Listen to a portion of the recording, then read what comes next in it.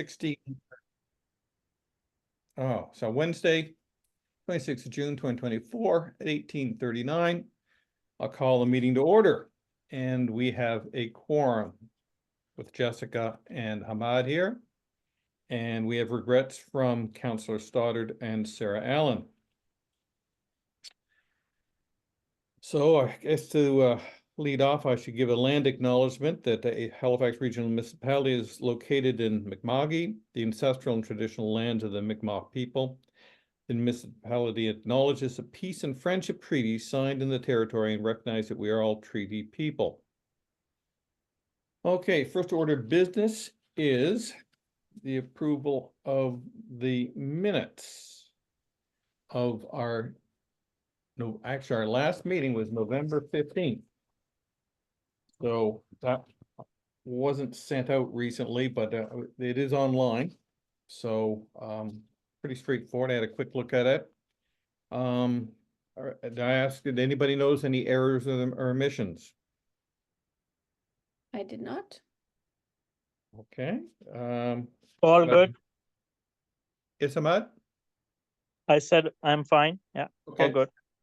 Could I have a motion to approve these minutes? I'll move. Very good. And I a will sec- second. Okay, thank you, Matt. So call for motion to approve. I see, so moved. Very good. Yeah. So moved. Okay, where are we now? The order of business. And the approval of, are there any additions or deletions for our agenda today, folks? I don't have anything. No. I wish to make mention of the the June 17th meeting of the Executive Standing Committee, where I did give made comments from a week ago. So I'd like to add that in. Where would I add it in, Dorothy? Would that be in the discussion? Yes, we could add it in right now as an addition, and then we could add it at number 10, number 9.2, I believe. Okay, updates. At number 10, sorry, added items. Okay. So I'd like to add that in as item 10 there, and I'll comment on that. So if there's nothing else, do we have approval of the agenda? I'm good. Okay, Good. Yeah. okay. So a motion to approve. I'll move it. Thank you, Jessica. I'll second it. Thank you, Matt. So vote. Okay, Good. it's approved. Okay, now we, geez, a lot of boilerplate here. Business arising out of the minutes, there's none. Does anybody have a declaration of conflict of interest? Nope.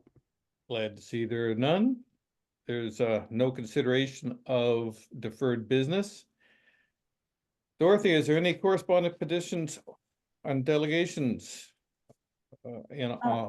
today? No correspondence or petitions have been received by the clerk's office. Okay, very good. And no presentations from the clerk's office. Okay. Information, we don't, any information items brought forward? No, Information items brought forward. no. Okay, so down to the meat of the business. Item 9, discussion. There's a Parks Capital update from Mr. Evans. Gareth, you're on, sir. Thank you, Mr. Chair. As long as everybody had an opportunity to go through it, I got a pretty thorough update, even going back a few years, just to kind of encapsulate everything for this meeting, which goes to the extent of the trail, the reports that we had pulled together over time, and a summary of kind of what the findings were there. And then also some of the work that we did with Cobequid Consulting, along with the other items as far as like potential trail, sorry, the trail crossing at the waterfall as well as the Nichols Run crossing. And those of you that may remember, we've ultimately landed on the waterfall crossing and then connecting up to what will be now backcountry trail as identified in the addendum provided to the master plan. So you'll note in the notes here as well, there's I won't read all the number amounts because that's in there for folks to kind of review as far as the budget is concerned. But then there is also some work slated. We're anticipating over the next couple months. We have a contractor in place. They were actually on site as early as yesterday. Jessica, did you run into them at the facility? I did. Yep, I Okay, did. great. Yeah. So they were on site with Parks Capital yesterday, checking out the falls site, making sure that everything's looking good. We've got the high water mark for where just to mitigate any challenges as far as like excessive water in the area and it's coming through. And I believe the contractor should be getting rolling over the next couple months, definitely before the fall. That's what I've been assured of by my colleagues in Parks Capital. And then what's not included with this is just more of a discussion that I found out through people even as recent as this afternoon with my colleagues in Parks Capital that didn't include with this, is that then it'll just be a matter of selecting the best option for us to undertake the future trail construction, whether we're starting off down by the golf course and then starting to go under Big and Little Indian Lakes, kind of in more of the Goodwood area, or are we going to continue on with the backcountry trail across the bridge here? But much of this will also include finishing off that first section of trail with some crusher dust on top, which is exciting because then it gets the trail officially opened and everything done appropriately. So we know that over time it's been used and well used. So we're just trying to get that to a point where we want to get it available as quick as possible to the public and as safe as possible to the public. So any questions on that? Yeah, I've got a couple there, Gareth. So the work that's going to start within the next, hopefully, few weeks to a month, that will be to get the bridge across at the crossing, is it? At the falls? Correct. So that will be like a 3-4 foot wide bridge? I'm not sure of the dimensions of the width. Actually, I think it says 4 foot in the memo. I know. Sorry, there's a lot of numbers in there. Yeah, approximately 4 foot wide. Okay. So that should be in place by the fall, Correct. but there's no plan to do any of the trail beyond that at this point in time. Not for this capital season. Right, but after the bridge is done, you are looking at putting a layer on all the currently finished, almost finished trail? That's what And then that's what's officially open it? Yep, that's what's being discussed currently. And so that would be in this calendar year. It'd be in the next. I'm not sure if whether that would be in this capital year or in the next capital year. We do have funds from the Community Integration Fund specifically, which is related to the Goodwood Organic Sorting Facility expansion. Yeah. I'd have to look at how much is in there, but I don't know off the top of my head whether that would be something they'd be finishing off this year or trying to look into in early next year. How do you think that would work if the bridge could be, so how long do you think the bridge construction will take? I wouldn't want to speculate just because it's not a project that I'm necessarily overseeing. Unless Jessica, you heard something from Alex when he was on site as far as how long it would take. I did. But I can get back to you on that as far as length of time, and then that can filter up to the committee from there. Yeah, it'd just be wonderful to Yeah. to have that sort of at least officially opened, this calendar year. in 2024. Mhm. That would be, because it's been a while that it's been in used, but not officially available yet. So is there any talk of doing anything behind the PRCC and preparing that area? Is that going to be prior to opening it officially? Do you know, Gareth? We do know that we need to accommodate some parking in that area and some extra. I think we've talked about some lighting, signage, everything like that. Like we have certain standards we need to follow, but I don't believe that's planned for this year. Again, these are things I'll have to follow up with Parks Capital on. Do you know if any of that work will be done prior to the trailhead actually being opened? Sorry, I got a buzz in the background here. Hold on just 1 second.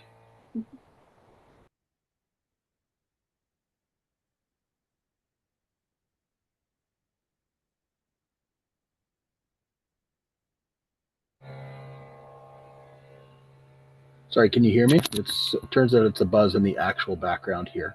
Yeah, we can hear you. Okay. That I'm going to confirm with Parks Capital as well.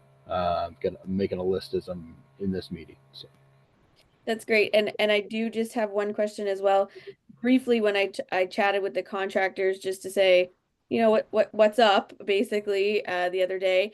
And we did talk about how the trail is used. And so, they said, yeah, like when we're getting machines in and out of there, like it'll be hard to mitigate that, I guess. So is there any plans from the municipality standpoint for like even putting out a Facebook post or something to communicate to community that the trail is being worked on, that there's construction being done? Despite the signs that says it's closed, we all are very aware that the trail is being used. So I'm just wondering if there's any, something basically that as a community leader I could share in community to let folks know what's happening. I can do something informally to let them know what's happening, but just wondering from the municipality standpoint if there's something that they plan on or could do to communicate that to the broader world. That's something that I was talking about with Alex today, specifically, just because there will be a contractor on site coming in and out of the trail. And we do know that even though you put up a sign that says the trail's still under construction, people will access it. So we will have to establish a little better signage as well as some communications around that. So, okay, yeah. Perfect. And if there's anything, Gareth, I mean, you can certainly connect with us at the center. If there's any way that we can help with that communication, or not necessarily enforcement, but just education, certainly please let us know. Yeah, absolutely. I think that's a great strategy. If we kind of do a joint effort on that, I think that would be valuable. 100%. And I do apologize. Apparently, they've decided to do construction outside of Alderney today. Yeah. It's all good. Gareth, you mentioned the backcountry trail that will be constructed on the other side of the waterfall crossing, and that it could start from this end, or it could start from the golf course end. What are the rationale for doing one or the other? Can you share with us that?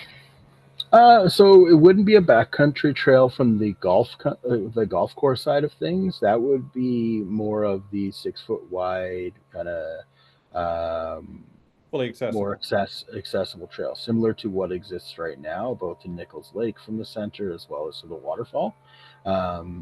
Rationale is mostly just kind of picking the best option for what gives us the most opportunity. So I think it's just something that we need to have a discussion on our end with the policy and planning group of Parks and Recreation, as well as my colleagues over in Parks Capital, before we undertake like our next steps for what we want to achieve. So, but I think that we'd also want to include our colleagues at the Prospect Road Community Center in that, because they're seeing so many people come in and out, and they're right in the community, and they have a good understanding of what the recreational needs are as well. So I think that getting their feedback will be crucial as well. yes. No pressure to the great people at Prospect Road Community Center by any stretch of the imagination. We just want to make sure that we're addressing as many opportunities for outdoor recreation as we possibly can. We love that. Yes, sounds good. Okay, well, look forward to seeing all that coming together. That's good. Is there anything else along those lines you can share with us there, Gareth? No, I've got some notes here that I'm going to follow up with the project managers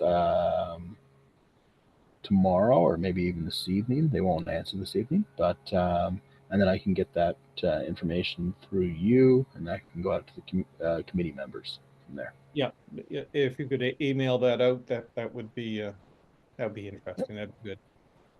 Yeah. Okay. Well, thank you very much. So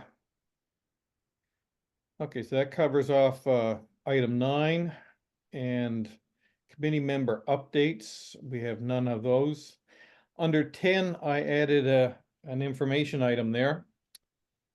And that is, I became aware a little, let me see now, about June 14th, that by email that there was an agenda coming out for council executive standing meeting on Monday, June 17th.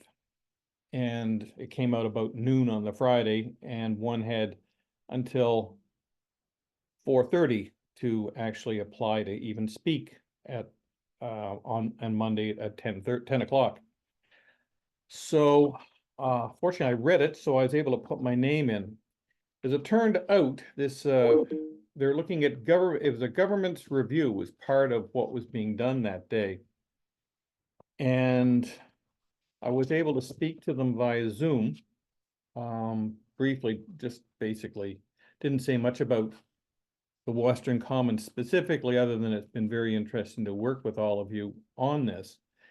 But my real point of my comments that day was how little time they're giving us for government, for feedback from the community, or we didn't even have a chance to even have a meeting and talk about it before this review happened.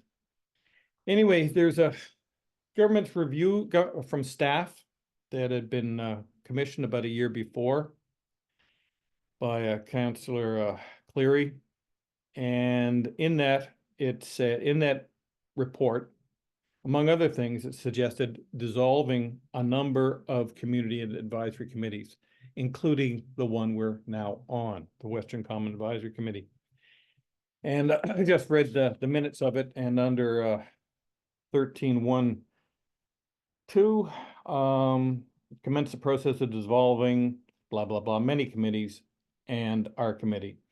So this is from the Executive Standing Committee. I guess this will come forward to the next full council meeting, and I don't know what the timeline is here, but this may be our last meeting together formally as a Western Common Advisory Committee, which is unfortunate, but Gareth has it all in hand, and Parks and Capital Crowd have it in hand, and Alex has it in all hands. So the good work will continue without our any advice that we have to offer, and I'm glad to hear that.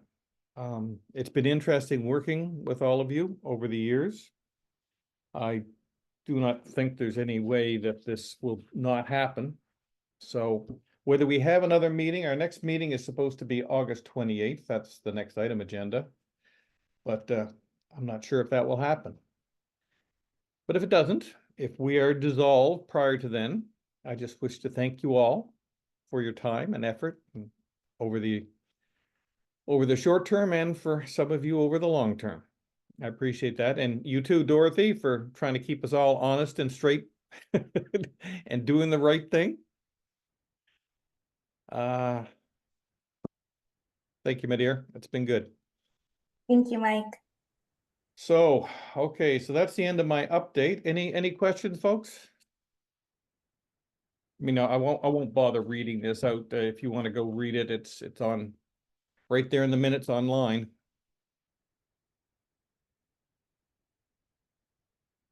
Okay, so I'll move that along. I'll just finish that update. As I said, the next meeting is for August 28th, 2024. We will hear between now and then whether that happens, I guess.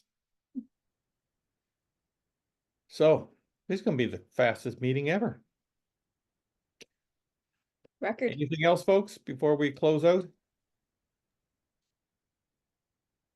No, Nothing for me. okay. I would like to thank you, Mike. Since I started, you were the chair of this committee. I know we had Councillor Cuttle before. It was great, and I would like to thank Gareth. You know, he always provide great details, always come prepared. You know, so it was great to be part of this committee. Thank you. Thank you. Once we know our fate, maybe we can all sit down and someplace meet informally for a coffee sometime, face to face. Do away with the Zoom thing. Anyway, having said that, do I call for, I think we're ready to adjourn. Do I have anybody to make a motion for such? I can move that. Thank you, Jessica. I will second it. Thank you, Hamad. I call the meeting adjourned and unfortunately, maybe our last one. Anyway, thank you very much, folks. Have a good night. Have a good summer. Bye. Thank you, everyone. Thank you, bye. Bye. Thanks, folks. See you later.